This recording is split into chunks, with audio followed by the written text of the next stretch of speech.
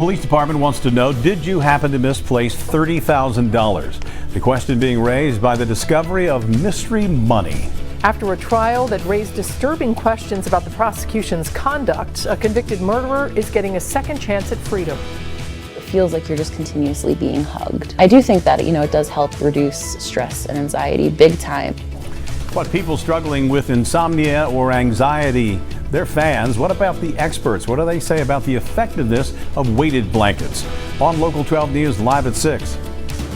Breaking news alerts and the hour-by-hour forecast from the Weather Authority. This is Local 12 News.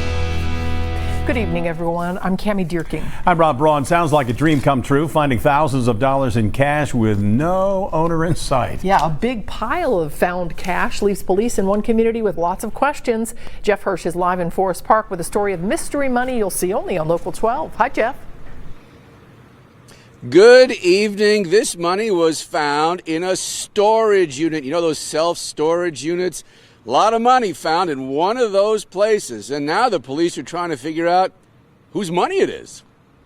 Yesterday morning at the iStorage self-storage facility, an employee was doing what police call the annual audit, checking out the storage units. He found one which was unrented, but which had a padlock on it.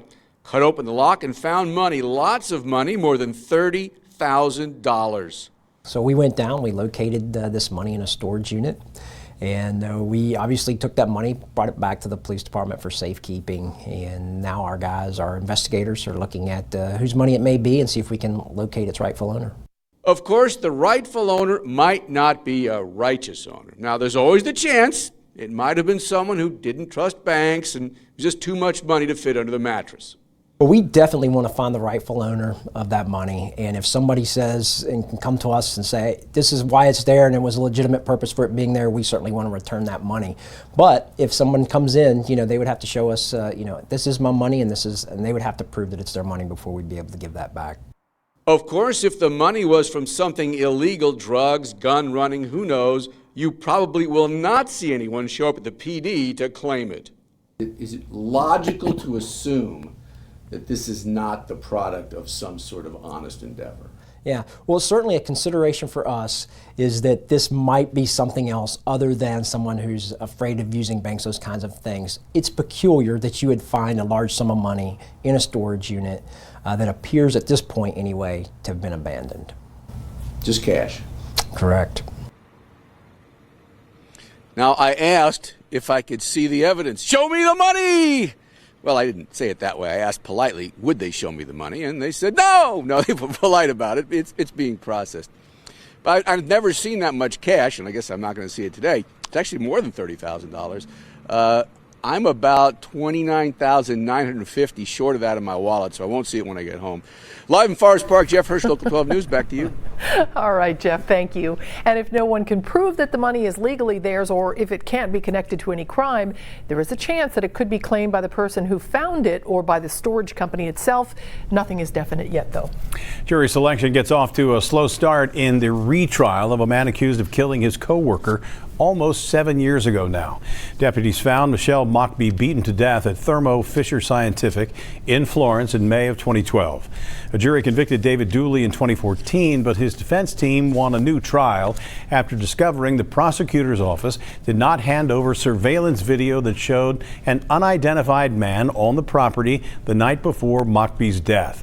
It was also revealed the former Commonwealth's attorney who tried the case, Linda Talley-Smith, was having an affair with the lead detective, Bruce McVeigh. Today, a pool of 200 prospective jurors was called. Between 10 to 15 told the judge the month-long trial would be a hardship on their families. Jurors have also been questioned about whether they are familiar with this case. A corrections officer at a local prison is in jail tonight accused of conspiring to take drugs into the facility. Daniel Garvey, who works at the Warren Correctional Institution, is charged with trafficking in drugs and illegal conveyance and possession of drugs. Officials say Garvey was taken into custody while on his way to work, but haven't said what led to the arrest. The Highway Patrol is investigating. Demonstrations against President Trump's emergency declaration pop up across the country. The Native American activist at the center of that viral controversy with a group of Covington Catholic students took center stage at a demonstration in our nation's capital. Our indigenous people have been here for time immemorial, and the wall that is planned separates families, separates our nations. In the face of protests, the president returns to Washington late today, where he will face legal challenges and congressional action. 3 Texas landowners have filed suit against the declaration. The state of California and the ACLU are also expected to file suit. Local protesters spoke out against President Trump's declaration as well. A small group of demonstrators gathered downtown at Garfield Place. They want Congress to take immediate action to overturn the president's decision. Investigators identify skeletal remains found in a local neighborhood, but there is still a mystery to solve. Today, investigators say they've identified the person as 67-year-old Gary Boyd. His remains were found on February 2nd on Lionel Avenue, that's in South Fairmount. Investigators are treating it as a homicide, but have not said if they know how Boyd died. Now to a neighborhood crime alert. Police released surveillance pictures of a robbery at a local business. The man pointed a gun at a guy at the Sunoco on River Road. This is in Sailor Park, and then demanded cash. No one was hurt during the holdup. If you recognize that man, call Crime Stoppers. 352-3040 is the number. You don't have to give your name, and you can get cash for your clues. Witnesses called 911 to report an erratic driver, but deputies are not able to find the driver before a deadly crash. A pickup truck crossed the center line on US 52 east of Holland Road in Franklin County. It slammed head-on into a Ford Focus. The driver of the Focus, George Kraus, was killed. Witnesses had called to report the pickup being driving in an erratic manner. The case will be taken to the prosecutor to decide if any charges will be filed. A man is under arrest after a late-night fire. A tenant called 911 after smelling smoke in this apartment complex at Kemper and Windsor in Walnut Hills. Fire crews getting to the scene just before midnight found a man spraying a flammable substance on a stove fire. Investigators have not released that man's name. Well, don't wait too long. Just ahead, what you need to know as a popular shoe store starts to clear out its inventory. And when spring comes around, they could be missing in action. Ahead, how Mother Nature is putting this away. They're ugly and smelly, and they're a pest. We'll tell you how. Stink bugs. Speaking of ugly, look at that. Clouds, some flurries flying. Felt like winter, looked like winter today. And it's going to look a lot more like winter around here come tomorrow night and early Wednesday morning. A mix of freezing rain and snow and rain coming our way. I'll show you who gets the worst of it coming up in your Weather Authority forecast in about 10 minutes.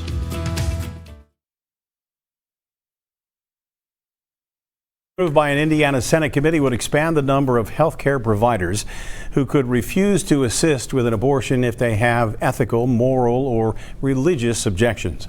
In the case of pharmacists, they could refuse to dispense an abortion-inducing drug to an individual. State records show that about a third of abortions in Indiana last year were drug-induced. The bill now heads to the Senate floor. Drivers along I-275 in northern Kentucky could soon see some relief from recent traffic delays, but things could get worse before they get better. Isn't that always the case?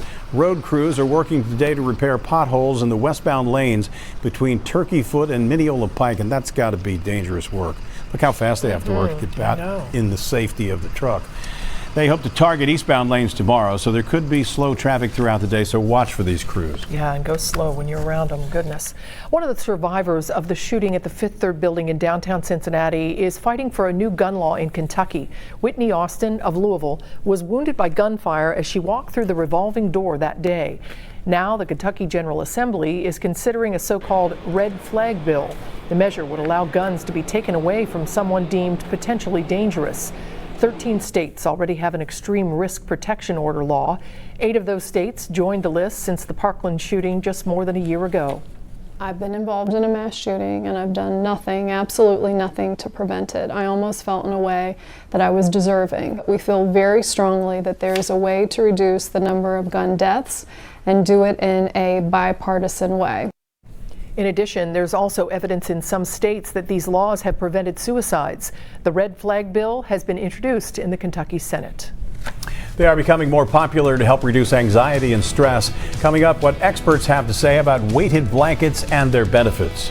And coming up tonight, new at 11, if your car gets messed up from hitting a pothole, you might think that you are stuck with a repair bill, but you may be entitled to money from the city. Tonight, Wayne Holman investigates how to get paid for pothole damage. Also new tonight, there's a proposal to make every November election day a holiday for some local workers. How a day off to vote could mean big changes at the polls, and why some think it's a bad idea. On Local 12 News Live at 11.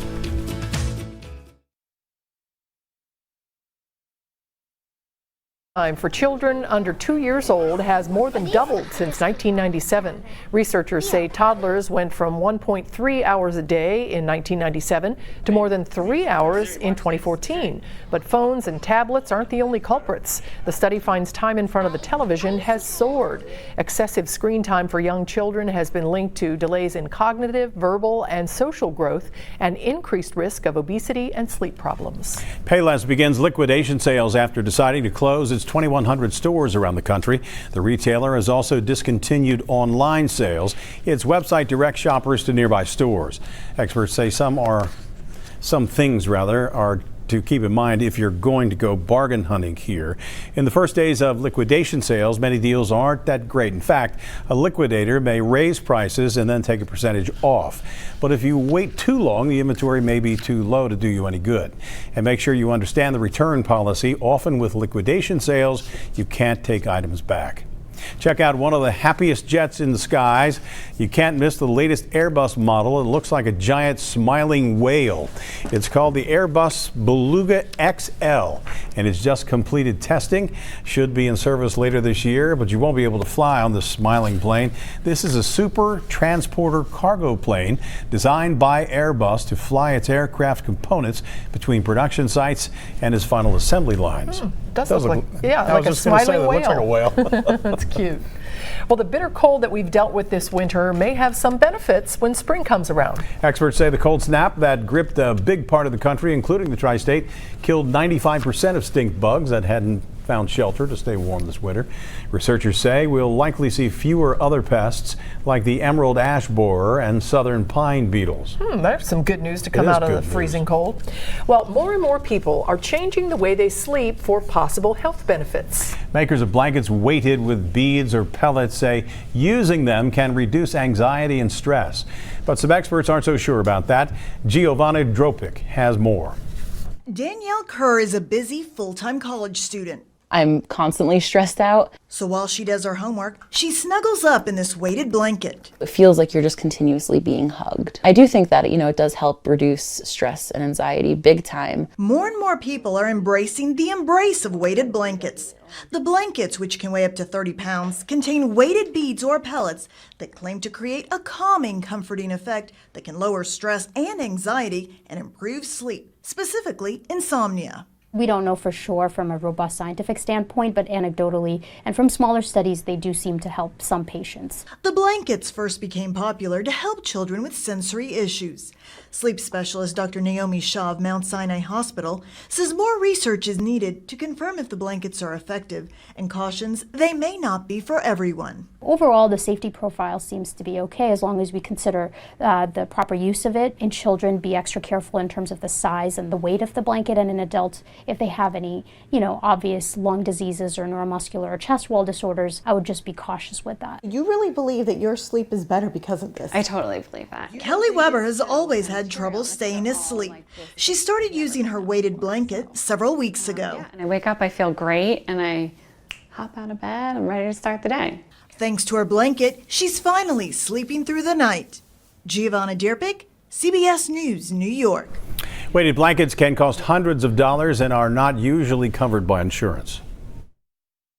From Local 12, the Weather Authority, this is John Gumb's Hour by Hour forecast.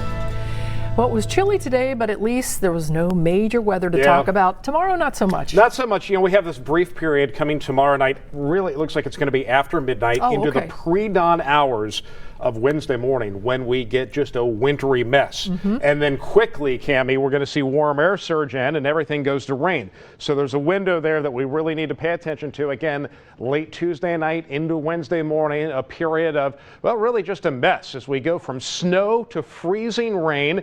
Some areas could pick up a few inches of snow here before you do go over to freezing rain, especially in the northern half of our viewing area. And then quickly on Wednesday morning, warmer air surges in and we go over to just all rain. And then some of that rain could be heavy, especially in our southern and eastern counties on Wednesday afternoon. So here's kind of the shakedown of things here the next couple of days. No problems at all for tomorrow. It's not until late tomorrow evening that we see that mix or snow arriving in the tri-state. And then very early on Wednesday, we go from snow over to rain and a little freezing rain there between, maybe some pellets of ice as well. But early in the morning, especially north of Cincinnati, some slick roads will be a likelihood.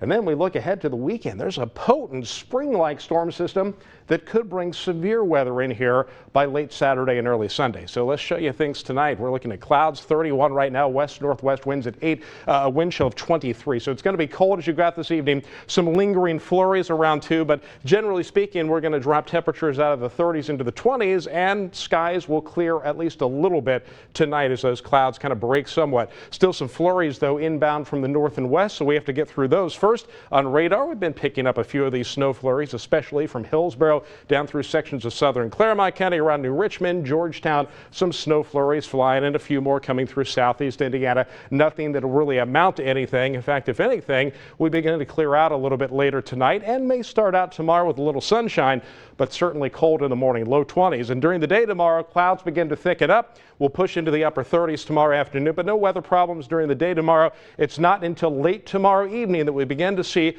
perhaps a little bit of snow developing here, eventually a little bit of freezing rain in our southern counties. So as we go beyond midnight, here is that window that we see perhaps some very slick travel conditions with some snow coming down. I'll tell you, some of this snow for a brief period of time could be heavy as it lifts into the area. Notice temperatures will be in the low 30s and rising, so we'll transition from snow over to some freezing rain that eventually just plain rain as we take you into early Wednesday morning. So by 5 o'clock in the morning, still messy, definitely in our northern counties, but in the south we go over to all rain and the problems start to go away as temperatures rise and we all go to rain by late morning. Some of that rain could even be heavy Wednesday morning into Wednesday afternoon. And because of that, well, to the southeast of Cincinnati, there are flood watches up. Now, as far as the winter impacts go, our northern counties will see the greatest impacts going into early Wednesday morning. Could definitely be slick spots, but the rest of us will see some impacts here too. As far as a flooding potential, south and east of Cincinnati, that is where the flooding potential will be at its highest. And then as we go into the weekend, this storm system could bring severe weather. So there is a ton to keep our eyes on this week. If you don't have it, grab the Weather Authority app in the App Store and on Google Play. There we are tomorrow, 20s in the morning, close to 40 in the afternoon with increasing clouds. We watch for that mess late tomorrow night into very early Wednesday. And look at that, Wednesday afternoon, we get into the upper 40s. Some spots may touch 50 degrees going into Wednesday with rain taking over there by mid to late morning Wednesday. And then Thursday is quiet, maybe an isolated shower back Friday before we surge into the 60s around here Saturday. But that sets us up potentially for severe weather Saturday night into Sunday morning as another powerful cold front comes through and drops temperatures again into early next week. Well, that's up and down, isn't it? It's madness. Yeah. It really, I've got everything in there. I know, I've got right? ice, I've got snow, I've got flooding rain, severe storms. And warmth. Yeah. And warmth and cold. And the kitchen sink. Thank you, John. The Local 12 Sports Report, sponsored by Infiniti of Cincinnati. First full squad workouts in Arizona today. Then on Wednesday, it's live batting. There's a progression to spring training, but when you're dealing with a new staff and several new faces, it doesn't always look the same. With more on how it's looking right now, Gary Miller joins us from Goodyear. The Reds' offseason wasn't all about the players they imported. It was also the loss of familiar faces like Billy Hamilton. That's left a void in center field, and Nick Senzel is ready to fill it. How he got in line for that job possibility makes for an interesting story. I came to him and said I want to play center. How'd that work? That's the only position open. I think we were at Reds Fest, and he walked by me and just, kind of whispered it in my ear. But he got his point across, that's what you want. I mean, He's obviously very talented. He's a top prospect in the organization, but he has confidence, and that goes a long way. Coming up on the late local news, the new right fielder, Yasiel Puig, as he gets to know his new teammates and how he expects to get back to being an everyday player in 2019. With the Reds in Arizona, Gary Miller, Local 12. Another guy competing for a roster spot this spring, free agent infielder Derek Dietrich, who has spent his entire 6-year career with the Marlins. If the 29-year-old makes the big league roster, the deal is worth over $2 million, according to The Athletic. Dietrich finished last season with career highs in plate appearances, home runs, and doubles, but Miami cut him to free up cash. UK with a huge win this weekend over then #1 Tennessee. Wildcats move up a spot in this week's rankings. The Vols down 4 spots to 5. Duke is the new #1. The Bearcats not cracking the AP Top 25, but did come in 25th in the coaches poll. They're at UCF on Thursday. We'll be right back.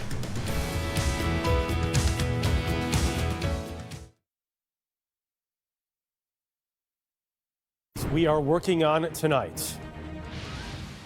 The latest fallout from the president's national emergency declaration, an update on what happens in Congress and the courts. A new program aiming to sharply lower medical bills, and saying goodbye to the man in an unforgettable post-World War II photo. It's all tonight on the CBS Evening News. Stir is a new way to watch TV. It is a new app that offers free TV programs, including Local 12 News, on your Apple and Android devices. Look for Stir with 2 R's in your App Store. Start exploring the free news, sports, and entertainment programming today.